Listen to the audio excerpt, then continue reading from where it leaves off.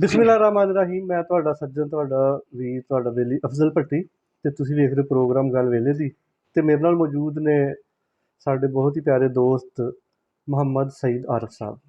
ਤੇ ਮੁਹੰਮਦ ਸਈਦ ਆਰਿਫ ਸਾਹਿਬ ਸ਼ੋਭਾ ਸਹਾਫਤ ਦੇ ਨਾਲ ਵਬਸਤਾ ਨੇ, ਤੇ ਉਹਨਾਂ ਦੇ ਨਾਲ ਅੱਜ ਇਸੇ ਮੌਜੂ ਦੇ ਉੱਤੇ ਗੱਲਬਾਤ ਕਰਾਂਗੇ ਔਰ ਕੋਸ਼ਿਸ਼ ਕਰਾਂਗੇ ਕਿ ਅੱਜ ਦੀ ਜਿਹੜੀ ਮੌਜੂਦਾ ਸਹਾਫਤ ਆ ਔਰ ਅਸਲ ਜਿਹੜੀ ਸਹਾਫਤ ਆ ਉਹ ਕੀ ਆ, ਉਸ ਹਵਾਲੇ ਦੇ ਨਾਲ ਆਪਣੇ ਅੱਜ ਦੇ ਮਹਿਮਾਨ ਜਿਹੜੇ ਨੇ ਉਹਨਾਂ ਦੀ ਰਾਏ ਲਈ ਜਾਏ। अस्सलाम वालेकुम जी। जी वालेकुम सलाम। सईद साहब, मेरा बड़ा सिंपल ਜਿਹਾ ਕੁਐਸਚਨ ਹੈ जी जी ਕਿ ਸਹਾਫਤ ਬੇਸਿਕਲੀ ਕੀ ਚੀਜ਼ ਆ ਔਰ ਅੱਜ ਦੀ ਜਿਹੜੀ ਜੋ ਸਹਾਫਤ ਅੱਜ ਹੋ ਰਹੀ ਆ हाँ जी। ਉਹਨੂੰ ਤੁਸੀਂ ਕਿਸ ਨਜ਼ਰ ਨਾਲ ਵੇਖਦੇ ਹੋ ਔਰ ਇਹਦੇ ਹਵਾਲੇ ਦੇ ਨਾਲ ਤੁਹਾਡਾ ਆਪਣਾ ਇੱਕ ਜਿਹੜਾ ਤਜਜ਼ੀਆ, ਕਿਉਂਕਿ ਤੁਸੀਂ ਇੱਕ ਨੈਸ਼ਨਲ ਮੀਡੀਆ ਦੇ ਨਾਲ ਔਰ ਇੱਕ ਲੋਕਲ ਮੀਡੀਆ ਜਿਹੜਾ ਵਾ ਉਹ ਦੋਨਾਂ ਨੂੰ ਤੁਸੀਂ ਰਿਪਰੈਜ਼ੈਂਟ ਕਰਦੇ ਹੋ।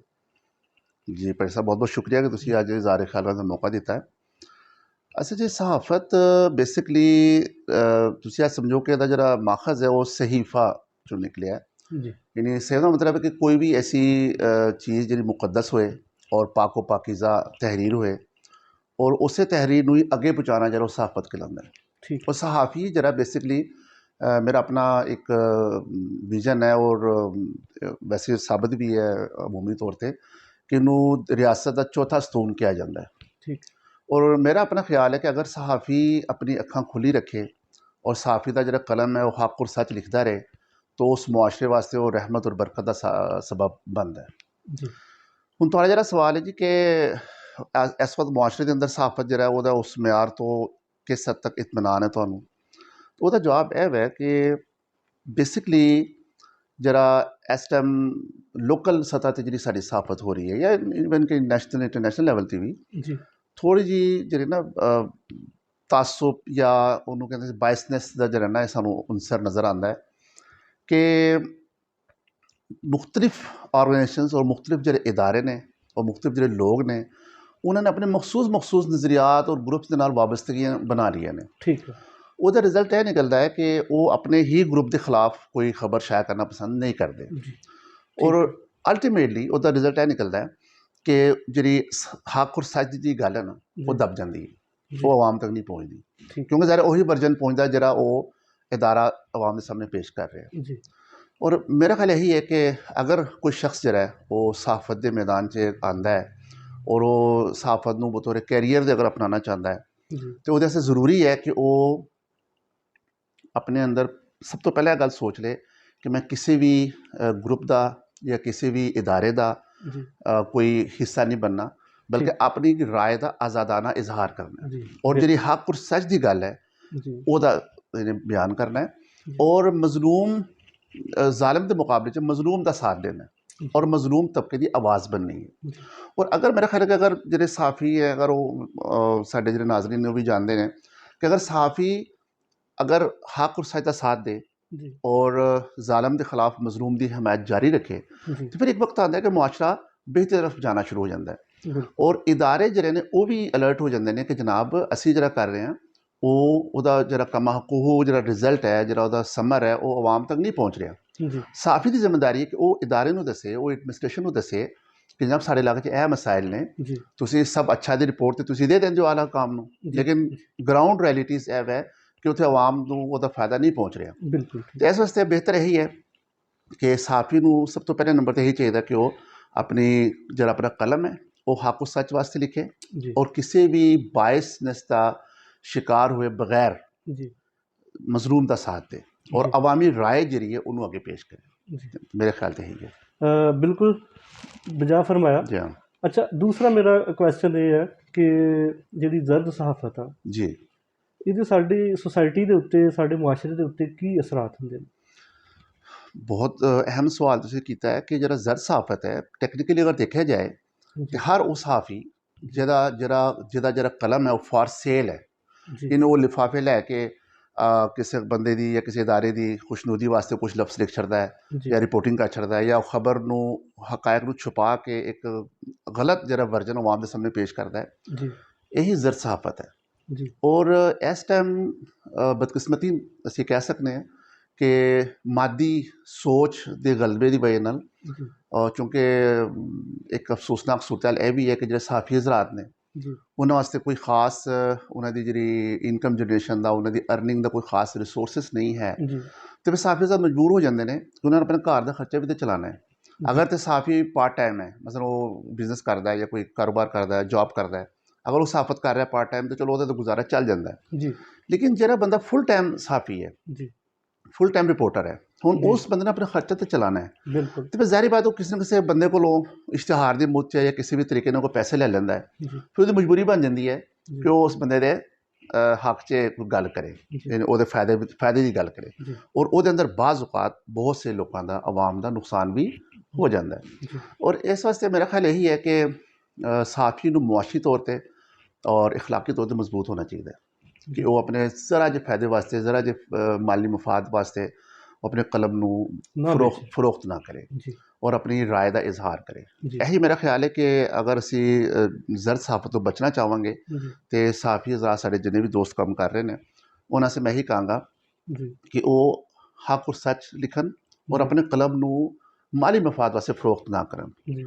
ਔਰ ਹਮੇਸ਼ਾ ਮਜ਼ਲੂਮ ਦਾ ਸਾਥ ਦੇਣ। ਜਿਹੜੀ ਗੱਲ ਹੈ, ਯਾਨੀ ਜੋ ਆਮ ਸਹਾਫੀ ਦਾ ਕੰਮ ਕੀ ਰਿਪੋर्ट ਕਰਨਾ, ਜੀ ਔਰ ਉਹ ਜੋ ਚੀਜ਼ ਸਾਹਮਣੇ ਹੋ ਰਹੀ ਹੈ, ਜੋ ਰੀਅਲ ਗਰਾਊਂਡ 'ਚ ਜਿਹੜਾ ਵਾਕਿਆ ਪੇਸ਼ ਆ ਰਿਹਾ, ਉਹਨੂੰ ਉਸੇ ਤਰ੍ਹਾਂ ਰਿਪੋर्ट ਕਰਨਾ ਉਹਦੀ ਜ਼ਿੰਮੇਵਾਰੀ ਹੈ। ਜੀ ਔਰ ਉਹਦੀ ਇਮਾਨਦਾਰੀ ਦਾ ਤਕਾਜ਼ਾ ਵੀ ਇਹੀ ਹੈ ਜੀ ਕਿ ਉਹ ਰਿਪੋर्ट ਇਸ ਤਰ੍ਹਾਂ ਕਰੇ ਕਿ ਜਿਸ ਤਰ੍ਹਾਂ ਐਗਜ਼ੈਕਟ ਉਹ ਵਾਕਿਆ ਹੋਇਆ ਹੈ, ਜੀ ਉਹਨੂੰ ਗਲਤ ਰੰਗ ਦੇ ਕੇ ਪੇਸ਼ ਨਾ ਕਰੇ। ਜੀ ਤੇ ਜ਼ਾਹਿਰ ਬਾਤ ਹੈ ਕਿ ਜ਼ਰ ਸਹਾਫਤ ਜਿਹੜੀ ਉਹ ਕਿਸੇ ਵੀ ਮੁਆਸ਼ਰੇ ਵਾਸਤੇ ਇੰਤਹਾਈ ਨੁਕਸਾਨ ਦਾ ਬਾਇਸ ਬਣਦੀ ਹੈ, ਜੀ ਕਿਉਂਕਿ ਜ਼ਰ ਸਹਾਫਤ ਦੀ ਵਜ੍ਹਾ ਨਾਲ ਅਸਲ ਜਿਹੜੀ ਸੱਚੀ ਖਬਰ ਹੈ ਉਹ ਦਬ ਜਾਂਦੀ ਹੈ, ਜੀ ਔਰ ਝੂਠੀਆਂ ਖਬਰਾਂ ਔਰ ਇੱਕ ਹੁੰਦੀ ਹੈ ਨਾ ਬਨਾਵਟੀ ਫਰਜ਼ੀ ਜਿਹੜੀ ਕਹਾਣੀ ਹੈ, ਉਹ ਆਵਾਮ ਦੇ ਸਾਹਮਣੇ ਪੇਸ਼ ਕੀਤੀ ਜਾਂਦੀ ਹੈ। ਜੀ ਰਿਜ਼ਲਟ ਇਹ ਨਿਕਲਦਾ ਕਿ ਆਵਾਮ ਗੁੰਮਰਾਹ ਹੋ ਜਾਂਦੀ ਹੈ, ਉਹ ਆਵਾਮ ਨੂੰ ਅਸਲ ਗੱਲ ਦਾ ਪਤਾ ਨਹੀਂ ਚੱਲਦਾ, ਜੀ ਔਰ ਉਹਨਾਂ ਨੂੰ ਆਪਣੇ ਹਕੂਕ ਦੇ ਬਾਰੇ ਜਿਹੜਾ ਨਾ ਆਗਾਹੀ ਹਾਸਲ ਕਰਨ 'ਚ ਕਮੀ ਮਹਿਸੂਸ ਹੁੰਦੀ ਹੈ। ਜੀ ਉਹਦਾ ਰਿਜ਼ਲਟ ਇਹ ਨਿਕਲਦਾ ਕਿ ਫਿਰ ਜ਼ਾਹਿਰ ਗੱਲ ਹੈ ਕਿ ਉਹਨਾਂ ਨੂੰ ਮੁਆਸ਼ੀ ਤੌਰ 'ਤੇ ਔਰ ਅਖਲਾਕੀ ਤੌਰ 'ਤੇ ਔਰ ਉਹਨਾਂ ਦੇ ਜਿਹੜੇ ਹਕੂਕ ਨੇ ਉਹਨਾਂ ਦੇ ਨੁਕਸਾਨ ਦਾ ਬਾਇਸ ਬਣਦਾ ਹੈ। ਜੀ ਤੇ ਸਹਾਫੀ ਨੂੰ ਲਾਜ਼ਮੀ ਚਾਹੀਦਾ ਕਿ ਉਹ ਜ਼ਰ ਸਹਾਫਤ ਤੋਂ ਦੂਰ ਰਹੇ, ਔਰ ਅਗਰ ਉਹ ਸਹਾਫੀ ਹੈ ਜੀ ਤੇ ਉਹ ਫਿਰ ਜ਼ਰ ਸਹਾਫਤ ਦੀ ਤਰਫ ਨਾ ਜਾਏ ਜੀ ਔਰ ਹੱਕ ਔਰ ਸੱਚ ਲਿਖੇ। ਜੀ ਇਹ ਚੀਜ਼ ਹੈ। ਜਿਸ ਤਰ੍ਹਾਂ ਕਿ ਸਾਡੀ ਇਨਫੋਰਮੇਸ਼ਨ ਦੇ ਮੁਤਾਬਕ ਜਨਾਬ ਦਾ ਤਾਲੁਕ ਇੱਕ ਲੋਕਲ ਪ੍ਰੈਸ ਕਲੱਬ ਦੇ ਨਾਲ ਵੀ ਜੀ ਹੈ, ਜੀ ਬਿਲਕੁਲ। ਔਰ ਚੂੰਕਿ ਪ੍ਰੋਗਰਾਮ ਗੱਲ ਵੇਲੇ ਦੀ ਜਿਹੜੀ ਟੀਮ ਆ, ਇਹਦਾ ਵੀ ਤਾਲੁਕ ਡਿਸਟ੍ਰਿਕਟ ਨਾਰਵਲ ਦੇ ਨਾਲ ਜੀ ਹੈ। ਜੀ ਮਾਸ਼ਾਅੱਲਾ। ਤੇ ਮੈਂ ਚਾਹਾਂਗਾ ਕਿ ਇੱਕ ਤੇ ਥੋੜਾ ਸਾਰਾ ਸਾਡੇ ਵੇਖਣ ਵਾਲੇ ਨਾਜ਼ਰੀਨ ਨੂੰ ਇਹਦੇ ਬਾਰੇ ਥੋੜੀ ਸਾਰੀ ਡਿਟੇਲ ਦਿੱਤੀ ਜਾਣ ਕਿ ਪ੍ਰੈਸ ਜੀ। ਕਲੱਬ ਬੇਸਿਕਲੀ ਨਾਰਵਲ 'ਚ ਤੁਹਾਡਾ ਕੀ ਖਿਦਮਾਤ ਸਰ ਅੰਜਾਮ ਦੇ ਰਿਹਾ, ਹੂੰ ਔਰ ਅਗਰ ਕਿਸੇ ਗਰੀਬ ਨੂੰ, ਕਿਸੇ ਐਸੇ ਮਜ਼ਲੂਮ ਨੂੰ ਜ਼ਰੂਰਤ ਪਵੇ ਤੇ ਉਹ ਕਿਸ ਤਰ੍ਹਾਂ ਤੁਹਾਡੇ ਨਾਲ ਉਹ ਰਾਬਤਾ ਕਰ ਸਕਦਾ, ਜੀ ਜਾਂ ਉਹਦੀ ਬਿਲਕੁਲ। ਤੁਸੀਂ ਕਿਸ ਤਰ੍ਹਾਂ ਮਦਦ ਕਰ ਸਕਦੇ ਹੋ। ਔਰ ਇਸੇ ਤਰ੍ਹਾਂ ਹੀ ਇਹ ਇੱਕ ਓਵਰਆਲ ਪੈਗਾਮ ਸਾਡੀ ਪੂਰੀ ਸੁਸਾਇਟੀ ਤੱਕ ਜਾਏ ਕਿ ਅਗਰ ਕਿਸੇ ਵੀ ਜ਼ਿਲ੍ਹੇ 'ਚ, ਮੁਲਕ ਦੇ ਕਿਸੇ ਵੀ ਕੋਨੇ 'ਤੇ ਕਿਸੇ ਮਜ਼ਲੂਮ ਦੇ ਨਾਲ ਜ਼ੁਲਮ ਹੋ ਰਿਹਾ ਤੇ ਉਹਦੀ ਦਾਦ-ਰਸੀ ਕਿਸ ਤਰ੍ਹਾਂ ਹੋ ਸਕਦੀ। बिल्कुल ऐसे ही है। जैसे कि नाज़रीन ਨੂੰ ਵੀ ਪਤਾ ਹੈ ਔਰ ਤੁਹਾਡੇ ਵੀ ਇਲਮ 'ਚ ਹੈ ਕਿ ਨਾਰਵਾਲ ਦੇ ਅੰਦਰ ਬਹੁਤ ਸਾਰੇ ਡਿਸਟ੍ਰਿਕਟ ਜਿਹੜੇ ਪ੍ਰੈਸ ਕਲੱਬ ਨੇ ਜੀ ਉਹ ਕੰਮ ਕਰ ਰਹੇ ਨੇ, ਜੀ ਔਰ ਮੁਖਤਲਿਫ ਲੈਵਲ 'ਤੇ, ਕੋਈ ਮੀਡੀਆ ਦੇ ਹਵਾਲੇ ਨਾਲ ਹੈ, ਕੋਈ ਪ੍ਰੈਸ ਮੀਡੀਆ ਦੇ ਹਵਾਲੇ ਨਾਲ ਹੈ, ਜੀ ਕੋਈ ਡਿਜੀਟਲ ਮੀਡੀਆ ਦੇ ਹਵਾਲੇ ਨਾਲ ਹੈ। ਜੀ ਲੇਕਿਨ ਇਸ ਟਾਈਮ ਨਾਰਵਾਲ ਦੇ ਅੰਦਰ ਮੇਰੀ ਆਪਣੀ ਇੱਕ ਸਟੱਡੀ ਹੈ ਔਰ ਮੇਰੀ ਇੱਕ ਆਪਣੀ ਰਿਸਰਚ ਹੈ ਕਿ ਜਿੰਨਾ ਬਿਹਤਰੀਨ ਕੰਮ ਡਿਸਟ੍ਰਿਕਟ ਮੀਡੀਆ ਕਲੱਬ ਨਾਰਵਾਲ ਕਰ ਰਿਹਾ ਨਾ, ਉਹਨਾਂ ਬਿਹਤਰ ਕੰਮ ਕੋਈ ਹੋਰ ਪ੍ਰੈਸ ਕਲੱਬ ਨਹੀਂ ਕਰ ਰਿਹਾ। ਠੀਕ ਵੈਸੇ ਤਾਂ ਬਹੁਤ ਸਾਰੇ ਨੇ ਔਰ ਹਰ ਬੰਦਾ ਜੀ, ਆਪਣੇ ਆਪਣੇ ਤੌਰ 'ਤੇ ਕੰਮ ਕਰ ਰਿਹਾ ਹੈ, ਲੇਕਿਨ ਪਰਫਾਰਮੈਂਸ ਵਾਈਜ਼ ਬਿਹਤਰੀਨ ਪਰਫਾਰਮੈਂਸ ਇਸ ਟਾਈਮ ਡਿਸਟ੍ਰਿਕਟ ਮੀਡੀਆ ਕਲੱਬ ਨਾਰਵਾਲ ਦੀ ਜਾ ਰਹੀ ਹੈ।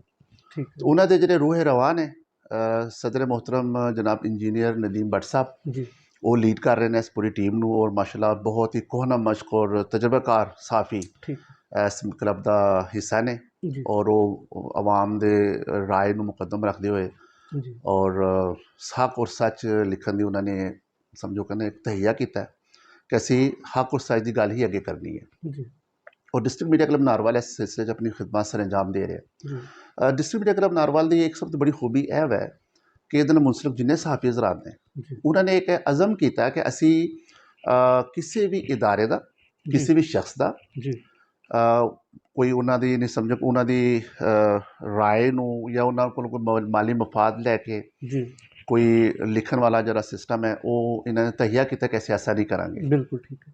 ਔਰ ਇਹਨਾਂ ਨੇ ਡਿਸਟ੍ਰਿਕਟ ਮੀਡੀਆ ਕਲੱਬ ਦੇ ਨਾਰਵਾਲ ਡਿਸਟ੍ਰਿਕਟ ਮੀਡੀਆ ਕਲੱਬ ਨਾਰਵਾਲ ਨਾਲ ਜਿਹੜੇ ਅਟੈਚ ਸਾਫੀ ਨੇ ਮੁਤਲਕਾ, ਜੀ ਉਹ ਸਭ ਕੋਸ਼ਿਸ਼ ਕਰਦੇ ਨੇ ਕਿ ਆਵਾਮ ਦੀ ਜਿਹੜੀ ਅਸਲ ਮਸਾਇਲ ਹੈ, ਅਵਾਮੀ ਠੀਕ। ਮਸਲਾ ਉਹਨਾਂ ਨੂੰ ਉਜਾਗਰ ਕੀਤਾ ਜਾਏ।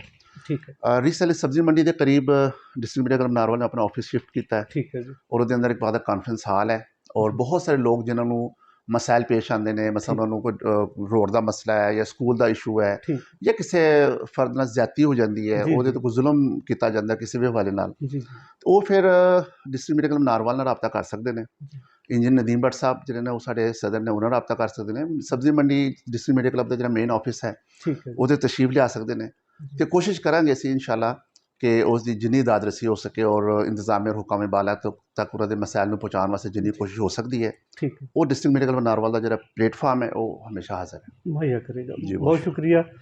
ਤੇ ਪਿਆਰੇ ਵੇਖਣ ਵਾਲਿਓ, ਅੱਜ ਦੀ ਜਿਹੜੀ ਸਾਡੀ ਗੁਫ਼ਤਗੂ ਹੈ, ਜਿਹਦੇ ਤੋਂ ਮੈਂ ਇੱਕ ਨਤੀਜਾ ਅਖਜ਼ ਕੀਤਾ ਕਿ ਆਪਣੇ ਨਾਮ ਦੇ ਨਾਲ ਸਹਾਫੀ ਲਿਖ ਲੈਣਾ, ਜੀ ਸਹਾਫਤ ਦੇ ਨਾਮ 'ਤੇ ਕਲਮ ਉਠਾ ਲੈਣਾ, ਜਾਂ ਇੱਕ ਮੋਬਾਈਲ ਜਾਂ ਇੱਕ ਲੋਗੋ ਉਠਾ ਲੈਣਾ ਤਾਂ ਬੜਾ ਆਸਾਨ ਆ, ਲੇਕਿਨ ਉਹਦੀ ਕਦਰ, ਉਹਦੀ ਕੀਮਤ, ਉਹ ਅਦਾ ਕਰਨਾ ਬਹੁਤ ਮੁਸ਼ਕਿਲ ਆ।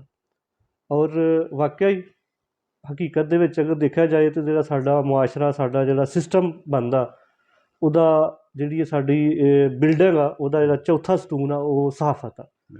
ਅਤੇ ਇਹਦਾ ਮਤਲਬ ਹੈਗਾ ਕਿ ਅਗਰ ਇਹ ਚੌਥਾ ਸਤੂਨ ਜਿਹੜਾ ਵਾ ਉਹ ਆਪਣੀ ਜਿਹੜੀ ਉਹਦੀ ਇਮਾਨਦਾਰੀ ਆ, ਉਹਦੀ ਜਿਹੜੀ ਇੱਕ ਕਪੈਸਿਟੀ ਆ, ਇੱਕ ਉਹਦੀ ਜਿਹੜੀ ਸੱਚਾਈ ਆ, ਇੱਕ ਉਹਦੀ ਜਿਹੜੀ ਰੂਹ ਆ, ਉਹਦੇ ਮੁਤਾਬਕ ਅਗਰ ਉਹ ਕੰਮ ਨਹੀਂ ਕਰਦਾ ਤਾਂ ਉਹ ਇਮਾਰਤ ਤੋਂ ਮੁਰਾਦ ਸਾਡਾ ਮੁਆਸ਼ਰਾ, ਸਾਡਾ ਨਿਜ਼ਾਮ, ਸਾਡਾ ਸਿਸਟਮ ਉਹ ਨਹੀਂ ਚੱਲ ਸਕਦਾ। ਅਤੇ ਜਦੋਂ ਇਮਾਰਤ ਡਿੱਗ ਪਏ ਤਾਂ ਫਿਰ ਉਹ ਕਿਸੇ ਕੰਮ ਦੀ ਨਹੀਂ ਰਹਿ ਜਾਂਦੀ।